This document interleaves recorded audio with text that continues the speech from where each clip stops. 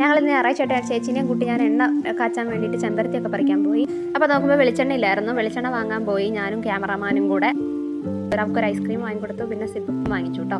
ഞങ്ങൾ ഇന്നലെ ഒരു സ്ഥലത്ത് പോയിട്ടുണ്ടായിരുന്നേ, ഒരു വിലക്കുറവിലുള്ള സ്കൂൾ തുണികൾ വിൽക്കുന്ന ഒരു കടയിൽ. അപ്പോൾ കുറേ പ്രമോയൊക്കെ കണ്ടിട്ടാണല്ലോ ഞങ്ങൾ പോയത്. അപ്പോൾ സുൽത്താൻ ബത്തേരിയിലായിരുന്നു. കുറച്ച് സാധനങ്ങളൊക്കെ വാങ്ങിയിട്ടുള്ളൂ കേട്ടോ. ഇന്നലെ രാത്രിക്കാണ് ഞാൻ ഇട്ടിരിക്കുന്ന സ്കേർട്ടും ടോപ്പും അവിടെ നിന്ന് ഇന്നലെ വാങ്ങിയതാണ് കേട്ടോ. പിന്നെ ഈ പില്ലോ കവർ അവിടെ നിന്ന് വാങ്ങിയതാണ്. അതിന് 49 രൂപയാണ് ഒരെണ്ണത്തിന്. പിന്നെ കുട്ടികളൊക്കെ ഞാൻ എന്താ ചെയ്തതെന്ന് നോക്കാൻ വേണ്ടി വന്ന് നിൽക്കുന്നുണ്ട് കേട്ടോ.